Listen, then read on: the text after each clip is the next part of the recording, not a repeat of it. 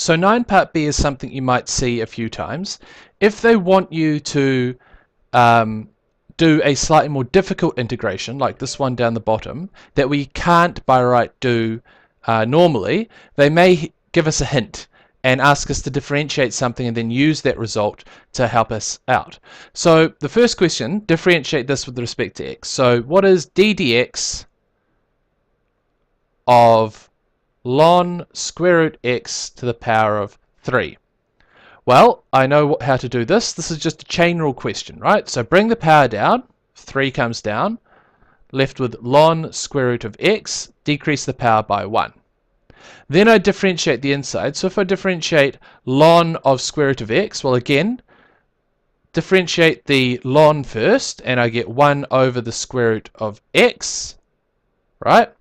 And then I have to multiply by the derivative of the inside, right? So this gives me, if I differentiate the square root of x, I get 1 over 2 times the square root of x.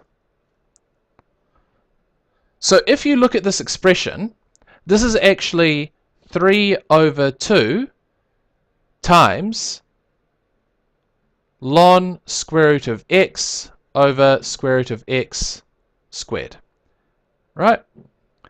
So the ln square root of x squared, and then square root of x times square root of x on the bottom line gives us square root of x squared. And this is interesting. So this is what we're going to use. If you look at this part here, and this part here, they're identical. So the only thing that I need to worry about, the only thing that could cause me some difficulty is this 3 over 2. I don't have 3 over 2 here.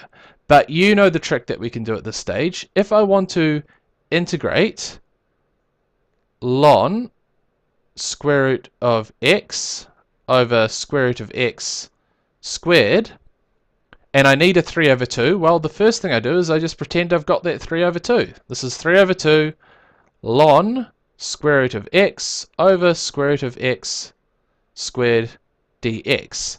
But of course, because I can't just put a 3 over 2 in there willy-nilly, I need to balance it out. So to balance out the 3 over 2, I put a 2 over 3 out the front. And that way these two would multiply together to form 1, so I haven't actually changed anything. But now this term on the inside, I know, is the derivative of this. So because I know it's the derivative of this, I know how to integrate it. This is just 2/3 ln square root of x to the power of 3 plus a constant of integration. And that's my answer.